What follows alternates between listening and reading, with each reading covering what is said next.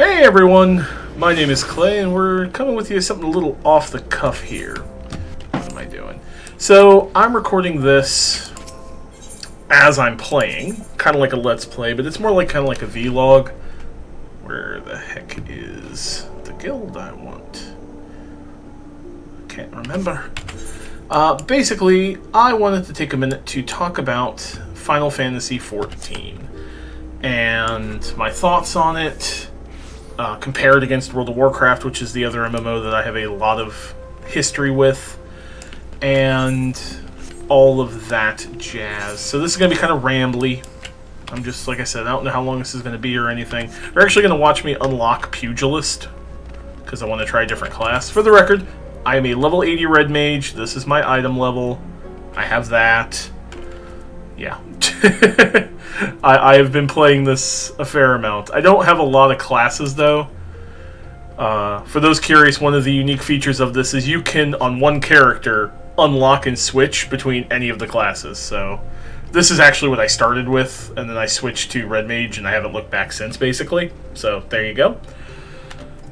So for those of you who don't know me, and I know a lot of people have done these WoW versus Final Fantasy XIV things, I figured I'd jump in. I started playing MMOs with Ragnarok Online way back in the late 90s, early 2000s. Yeah, I'll join the Pugilist Guild. Yep. And the first real big MMO I played was World of Warcraft. Now, since then, I have played something in the neighborhood of 100 different MMO-style games. Not just MMORPGs, but MMO FPSs, action RPGs like Path of Exile and things. I have played a absolute metric ton of these sort of games. And pretty much every major one on the market. I started with World of Warcraft, and I started with WoW back when 1.5 released, so right before the release of Zul'Gurub. I got my wife into it, and we have played World of Warcraft since 1.5, off and on, all the way up through Shadowlands, the newest expansion. And we have played it every expansion less and less and less. What the heck are you doing, bro? And Shadowlands, we lasted a month. We hit the level cap, realized how big of a grind it was, and we just sort of stopped. Part of that, of course I can go the distance. Why are you asking my tater tot if he can totally go the distance, please? Yeah, arm yourself with weapons. Yes, thank you. I don't even know if I have any low-level gear. I might look naked in a minute. Yes, changing classes. I know. I know how to do this. So I go here, I switch that. Where is... Yes, please. Oh, I'm a naked tater tot. Do I have anything? I have no... Oh, boy. Okay, well, I'm just going to be a new tater tot for a little bit. We're going to make a new gear set list. There you go. Oh my god, this is bad. Oh, I need to go get some cheap gear. Anyway. I did not expect that. Oh, he wants me to go punch things. That's fine. I'm going to go to a market board and buy some cheap gear. I have money. Where the hell is the market board around here so I'm not a naked tater tot? Anyway. Did not expect that. And, Shadowlands kind of just pushed me and my wife away as we realized WoW wasn't catering to our style of play. And I've got a bunch of problems with World of Warcraft lately, and most of those are story-driven. Because if you know anything about me and my channel, you know I am a story-driven player. I like lore, I like story, I like characters. And in World of Warcraft, your character might as well not exist half the time. Because in WoW, the developers are very clearly not telling the story of your character and, the adventures you and your character and everybody has. They're telling the story of the main characters like Thrall, Jaina, etc. Yeah, this is fine. I literally don't care what I get. What is this? Yeah, I literally don't care. Just, actually, where's that hat? Give me a straw hat. No, I don't want a straw hat. How much are these things? Yeah, that's fine. Yeah, buy that. Buy a head. I can't buy that. Lalafell tunic. I can buy that. That is expensive. Why? Oh my god. Yeah, I'm gonna have to buy that. That's fine. I should have kept a set of like low-level gear, but I wasn't paying attention. Lalafellian wrist guards. Nothing. That is perfectly fine. That is a ridiculous looking thing. How much are these? Jesus Christ. No. No, that's crafty gear. Or gathery gear. There's nothing in there for pants. Jesus. Are there no pants? There's no pantaloons. Anyway. So we've basically stopped. And we stopped, God, like December, maybe? November, December of 2020. And we hadn't touched a single MMO since. And then my wife watched a couple of videos about Lalafells, and we decided we wanted to play Lalafells, so here we are. She has a sister to me. Recommend gear. Yes, please, put on some clothes. That works. And yeah, I've lost my train of thought while I'm trying to focus on things. That was the bad thing. Star marmots. Yeah, that's fine.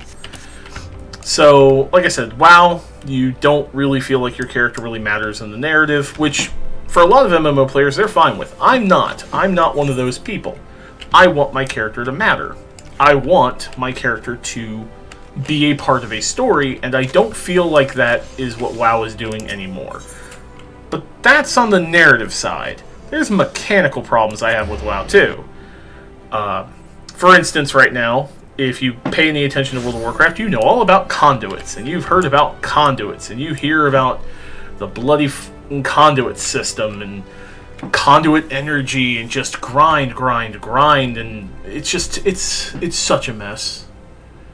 Like, every time I logged into WoW during Shadowlands, all I felt was, I'm going to do a bunch of stuff, and I'm going to grind out a bunch of stuff, which is fine, I guess, right up until you realize that all you're doing is grinding out stuff that's not going to matter. Because that's the other thing about WoW.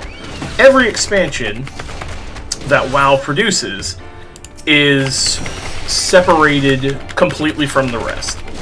So things that you do, things that you grind out, things that you know, grind out your gear, grind out these mechanics, grind out these, systems, are no longer going to matter.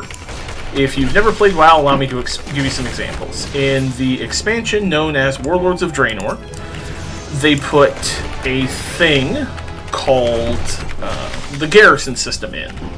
Now, the garrison system was about as close to player housing as WoW has ever gotten. It is not player housing. It has almost no, basically, no, I guess the word would be customization. You can't customize anything in the... Oh, hey, Cog. Yes, come along, Cog. This is my Chocobo. His name's Cogliostro. I can fly, actually. Oh, I need to put that... Let me put my mount down. I have some mounts. Let me put Cog down here. Your UI resets when you change classes. That's why that's happening. I put my Geishels. There we go. I forgot I can fly. Whee! Here we go. So the garrisons were these player housings, and you would grind out garrisons, you would grind out the rewards, you would upgrade your garrison, all this stuff, and it wouldn't matter.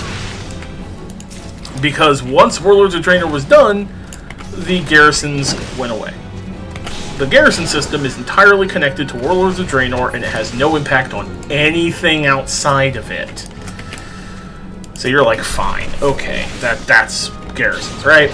Well then, in Legion, the system that came after that, we got artifacts. And artifacts had all this customization and all this cool stuff. And we're talking, these were shit like Ashbringer and Doomhammer and the Scythe of Elune, all these really cool, like lore-related things, depending on your class. So like if you played, like I did, a Death Knight, I could get a I could get basically the shards of Frostmourne, Arthas's weapon. It was crazy cool. And then I would upgrade them, and, you know, all these effects would happen. I'd get these cool attacks and all this cool stuff. And then when we went from Legion to Battle for Azeroth, that entire system got scrapped.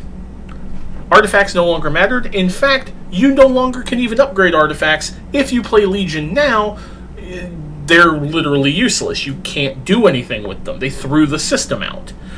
And then we get to Battle for Azeroth, and Battle for Azeroth has the Heart of Azeroth, this necklace, and it's supposed to be all powerful and all this cool stuff, and again, all this important lore-related stuff, and you have to grind it, and you grind like Azerite to upgrade gear, and to upgrade the necklace, and to do all this upgrading and grinding, and it's all thrown out the instant we went to Shadowlands.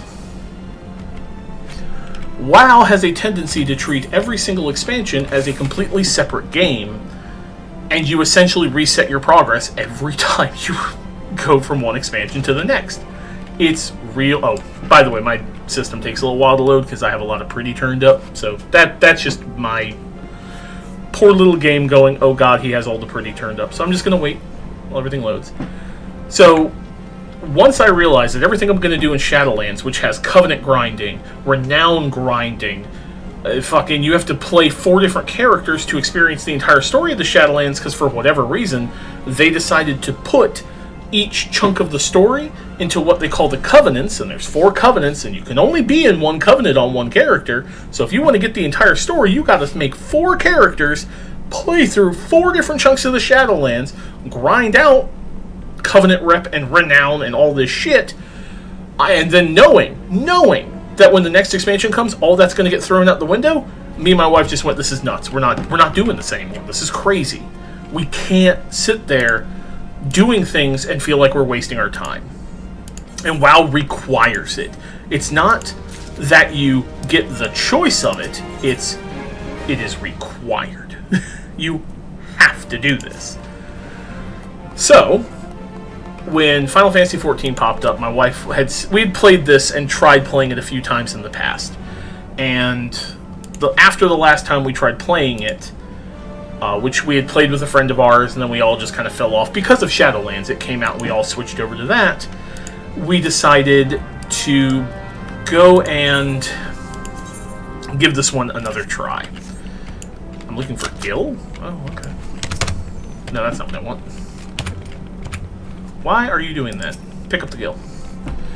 We decided, me and my wife sat down and said, okay, let's try this again. We own up to Shadowbringer because we had bought the game with all the expansions. Let's give this game another try. Speedy Twomps. That's what we call sprinting. It's speedy Twomps because we're twomping. And I'm going to level with you. Realm Reborn. The level 1 to 50 experience, the story, is rough. But it's set up. And the first thing we realized upon booting up and getting into this game was that Final Fantasy XIV is heavily story-driven. This game is a JRPG in an MMO. Okay? As you can see, I'm doing this class. I switched over to Pugilist. I have an entire quest chain that I can do with story and dialogue and all that shit. But if I had unlocked, say, over here, the Thaumaturge, I would have an entire storyline, completely separate. Then there's the main scenario, which we finished last night. Like, literally, we're completely done. We are ready for Endwalker. And that thing is a ridiculous narrative. Like, in a good way. So, whereas WoW, every expansion is compartmentalized. Every expansion is separate. All of its systems are separate. They don't reuse anything. 14 constantly builds on itself. So, for a story-driven player like me, this is awesome. Basically, you have a Realm Reborn, and then you have what I refer to as the bridge. So, a set of patches between a Realm Reborn and Heavensward. Then you have Heavensward. Then you have a set of patches between Heavensward and Stormblood. Then you have Stormblood, and then a set of patches between Stormblood and Shadowbringers. And then you have Shadowbringers, and then a set of patches between Shadowbringers and Endwalker, which is not released yet. Endwalker's coming out in November. I'm recording this in June. And you have to play the main scenario storyline. Like, you can skip it if you buy a boost, but in my opinion, don't do that. That's dumb. Okay? This game is built on its narrative. 100%. You want to play the narrative. And because you can switch classes at any time and things, you really are encouraged to try different classes, try different play styles, all the while building through this narrative. And as I said, I'm going to level with you, the narrative for A Realm Reborn is rough because it is 100% setup. Where the hell is this guild? Is it in here? That's not the door. There's a door around here somewhere. Where the hell is this pile of guild? I'm probably just blind and missing it. Unless it's over here. Or is it inside? Well, one is inside. One's inside the quicksand. Whee! There it is. So, Realm Reborn is set up. It's 100% set up. It sets up the greater world and everything about the greater world and everything, but because of this, it is very, very slow. My wife and I, when we played through it, we weren't really jiving with it. Additionally, A Realm Reborn's combat, as you can see I have 2 buttons, is kind of slow. You don't have a lot of stuff to do, and the global cooldown in this game is much, much higher than WoW's. In World of Warcraft and in most MMOs, your global cooldown, the time you can do between attacks, is 1 second. In this game, it's 2.5. You get used to it after a while. The slower combat isn't a negative, but it takes time. Like, I literally have Boot Shine and True Strike, and that's it. That's all I got, right? But that's not all I'm gonna have. Because right now I'm a pugilist. At level 30, I get a quest to become a monk, which will give me a whole another set of abilities. But right now, all I got is this stuff eventually. Like, I can get Snap Punch at next level, I'll get Fist of Earth, Twin Snakes, all this stuff. But, like, if you compare that to, say... Let me switch back. Watch my hotbars. Look at this monstrosity. I have all sorts of crap. You see the difference, right? Like, as a red mage, I've got this chain, I've got a second chain, I have a bunch of stuff I have to keep track of, I've got all this stuff over here.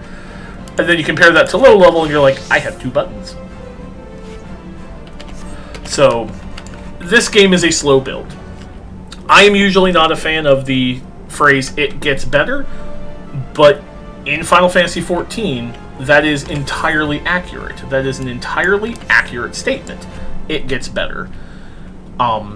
Essentially, about 3/4 of the way through the bridge to Heavensward is when things start picking up.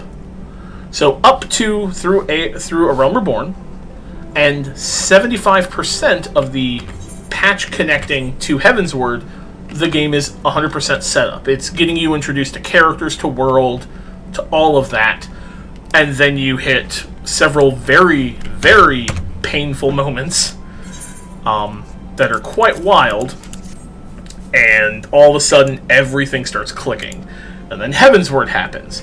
And in WoW, Heavensward would be its own self-contained little story with nothing that connected to anything else, but that's not Final Fantasy. In 14, people you met in A Realm Reborn will show back up. You work with the same cast of characters, and those characters reference you. You have dialogue choices. There will be moments during the story where you will have a little dialogue box, and you get to respond to the characters. In World of Warcraft, that doesn't happen. In WoW, you're off to the side. You don't interject anything. You just do what people tell you to do. If the WoW people decide they need bear livers, well, you're going to go get bear livers, and that's just how it's going to be. Whereas, use Boot Shine on the Trial Stones, defeat the Earth Spirits. Okay, I mean, that's fine. Oh, it's right over there. Okay. Whereas in this, it's more like you are a part of a team. And this team sticks with you. You grow to know these people. People that you meet in each expansion will come back. They will reference you. They will talk about the things that you have done. And as you move through the story, the things you are doing have a greater and greater impact. Like, as you can see right now, I'm just kicking some stones and stuff. Well, that's kind of like how it would be even with your first character going through the beginning stories. You're just going to run around and help townspeople and do small-scale stuff. But the more stuff you do, the more it gets bigger and bigger and bigger, and the larger everything gets, and the more epic everything gets. Where am I going? Oh, Trial Stone, right here. Okay. so I just kick it, right? Oh, I made something mad. I'm gonna punch it. Kick it. We'll kick it. There you go. See, watch how slow combat is. See? I'm just doing two things. But that was it. Alright. That's all I gotta do. Oh. I'm leveling fast because of a couple of specific effects, by the way. There is an XP bonus when you are... when you have high-level characters versus low-level, so you get mass XP bonuses. You also have rest XP, so... And I have a lot of rest XP because I'm level 80 and you still accrue it, so... That's how that's working. But, outside of the narrative, so we're talking narrative, we're talking about how everything interconnects. Every character you meet, they'll come back, they'll be lost, there's betrayals, It's like playing a single-player JRPG in an MMO, because that's how it's designed. And it feels really good. I'm not gonna lie, during the story, at multiple points in different expansions and things, I teared up, I cheered, I got really angry at some points at certain villains and characters, and it's just a good story. It's great, actually. In fact, I'm gonna say this. Now, I've been playing video games since the 80s. This is, no joke, one of the best stories I've experienced in gaming. And the villains in Shadowbringers, which are built up over multiple expansions, are some of the most relatable villains and some of the best villains in gaming. And the major villain in Shadowbringers that basically follows you through the entire main story, not the patch. The patch involves a second villain. But the one that you deal with through the entirety of the Shadowbringer story is the best Final Fantasy villain in the series. I felt honestly bad about having to beat his ass. I did. I felt sympathy for him, because you understand what him and his people are trying to accomplish and what they want to do. It's just that what they want to do involves wholesale genocide of the existing populace. Like, what he wants to do involves killing everybody else in existence, but he has an actual legitimate reason for it, and I could not say if my character was in the same situation that his was in, if I wouldn't think that that was what I'd have to do. Like, they made me sympathize with this guy. Why? The other thing is, mechanically, they don't throw things out. Like, the things that you learn come back up. Like, in Stormblood, you learn diving. You learn how to go underwater. It's the first time you can go underwater in the game. Takes place in Stormblood. Up until that time, when you swim, you're just on top of the water. Hello, Chuchukto. And, I figured they were going to throw it away. Like, you'd only ever dive in Stormblood, and you'd never dive again. No! Diving, and the mechanics of diving, and the storyline reason that you get the ability to dive, repeatedly comes back up. They bring it back. It's crazy. Like, and there's tons of optional content. Like, there's what they call raids in this game, which are not raids like WoW raids. For the record, raids in WoW, as you know, are 20-man, 25-man, 40-man, big things. Well, in this game, those are alliance raids. I need pants. Do I have pants? Let's see. What am I wearing for my shirt? Yeah, I'll take a shirt. I don't know. Oh, I can talk to him again. Oh, no, that's right, it hasn't updated. There we go. So there we go. Now I look like a goof. That's fine. So, you know, like, diving was something I figured would get kicked out, but it's not. Flying was something I thought would only happen in the expansion areas, but no, you get flying very quickly, and you can fly frickin' everywhere. And literally every mount flies. All of these mounts, every single one of them I have, it flies. It's absolutely silly, but it does. You know, just stuff like that. They never throw anything out. There's a housing system in this game that's tied into everything. One thing you might have seen here is this is Disciples of War and Magic. There's an entire crafting and gathering system. These classes have their own stories. So if you're a carpenter, you have a storyline for being a carpenter. If you're a botanist, you have a storyline for being a botanist. It's ridiculous. There's a quote that's been said, and I think it's good. WoW demands that you waste your time with it. That's not the quote. The quote is, Final Fantasy XIV makes you want to waste your time. And that's the thing, like, I don't have a reason to be playing a pugilist. I don't. I mean, I could play any of these things. I can unlock every single one of these, and at any time switch between them. I don't need to be playing a pugilist, but I just kind of want to. Because it's not going to cost me anything. You know, unlike WoW, if I wanted to play another class, I'd have to roll an alt and redo everything. I don't have to do that here. I lose nothing. Every bit of progress goes towards what I'm doing, and I can switch, I can copy gear. It's all built into this thing. Oh, I need to kill desert pisties. I'm below the recommended level. Okay. Oh, they're 8s. That explains it. Oh, gaze attacks. I'm not involved. Nope. That's fine. I know what I'm doing. Do I even count? I'm about to find out. I'm below the recommended level for this. This is recommended to be level 10, and I'm level 6. Or 7, actually. Cog will help. Yeah, my next class quest, it's every 5 levels, so...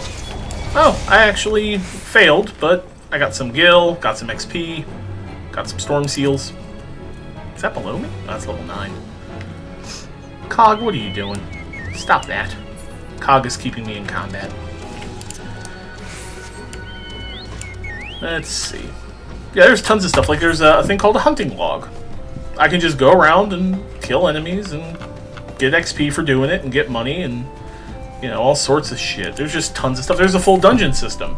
And unlike WoW, these scale. Like time walking style. So, if I do this one, the daily roulette leveling, and I'm above level, and that gives me a level 16 dungeon, and I'm level 80, it's going to scale me down. Automatically. It's going to scale down all of my available attacks. It's going to actually make it challenging. And they built that in. It's ridiculous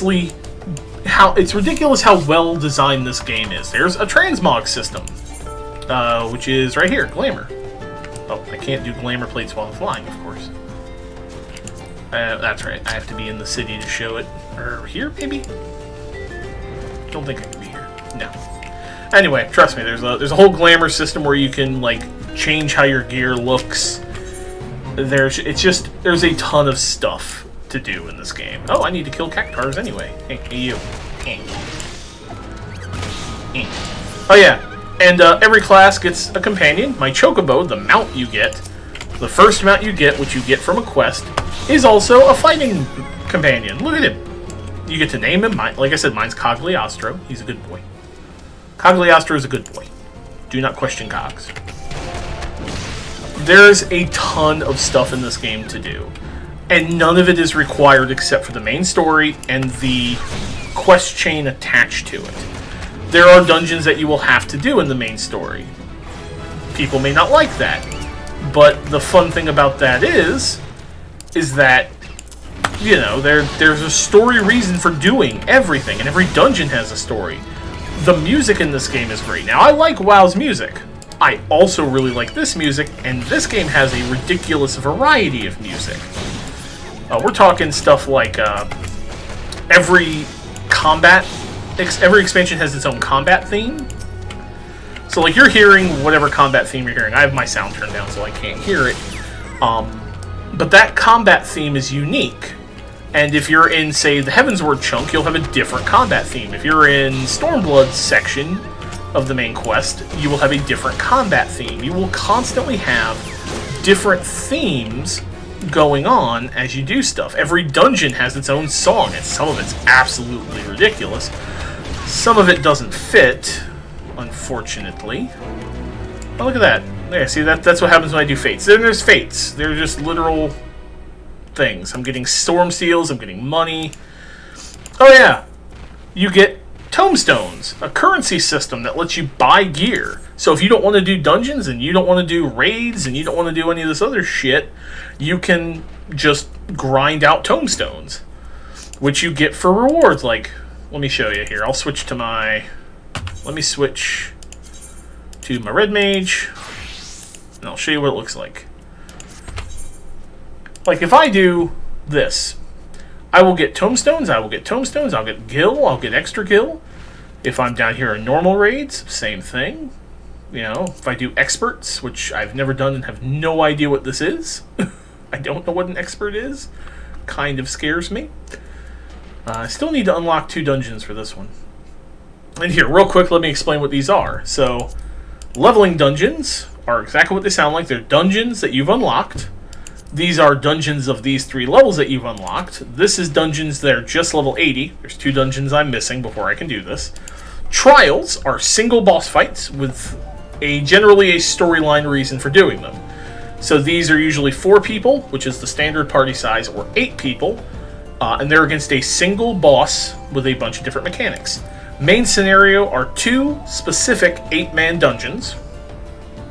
Literally, there's only 2 of them. They're only used once at the end of A Realm Reborn. They are full of cutscenes. Alliance raids are the 24-man actual raids with like trash and stuff, but they maybe take an hour at most because there's not a lot of trash. And again, Alliance raids have a story to them. You have to do a story to unlock Alliance raids. Like, the only ones I actually have unlocked are what's called the Crystal Tower series, which are these 3. And the Ivalice series, which is based on Final Fantasy Tactics, which are these 3. But there's a set for Heavensward that I don't have, which I don't know what that's based on. And then there's a set for Shadowbringers that's based on Nier, which I haven't done yet, and my wife and I need to. Then there's normal raids. These are storyline-linked trials. And the only ones I have for that is the Eden series right now. So there's an entire storyline connected to these. And as you go through them, you do story beats and you learn about them. But there's one for every expansion. So like the very first game, A Realm Reborn, its normal raid series was Bahamut. And then for Heavensward, it's Alexander. Then for Stormblood, I want to say it's Omega Weapon. So there's these linked storylines to the raids. Everything is story-driven in this game. It's nutty. It's absolutely nutty. And here's the best part. I've saved the best part for last. All this stuff I've talking about, you can experience right now for free, up to level 60. You can play the entirety of A Realm Reborn, the entire bridge between A Realm Reborn and Heavensward, the entirety of Heavensward, and the entirety of Heavenward to Stormblood, for free. Every class that those add, all the dungeons. There are some restrictions, like you can't trade some other stuff, and you do have to make a new account, but you can play entirely for free. You can party up, you can get your mount, you can unlock pretty much all of these. The only ones you can't unlock is Samurai and Red Mage. Those came in Stormblood. You can't get those.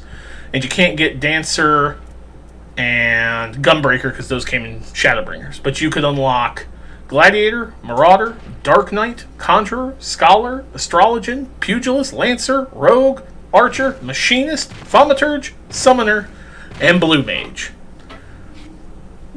You can unlock all of them. You can unlock all of this. All of it.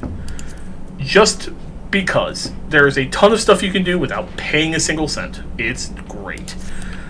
Do I think you should play this game? Absolutely. 100% I do. Oh yeah, let me show you what one of the goofy mounts looks like here.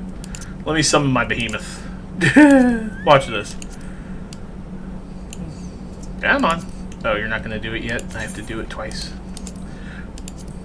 Here. Look! Behemoth! Big old giant honking behemoth, right? I can fly. This is ridiculous, but I can. Whee! So stupid. But yeah. If you think you should, I absolutely think you should play this game. So yeah, there you go. Consider this kind of a review of Final Fantasy XIV. It's fantastic. There's very little I don't like about it, other than A Realm Reborn being very slow and very plodding, and it's kind of a slog to get through. And the patch between A Realm Reborn and Heaven's Word is real bad. But it is absolutely worth doing, in my opinion. So, yeah. My tater tot will say goodbye now. And I will give you the dance of my people. Because I'm a Manderville man. Until next time, check me out on Patreon. Hit that sub, hit that like. If you want more weird Final Fantasy content or something, let me know. But for now, later.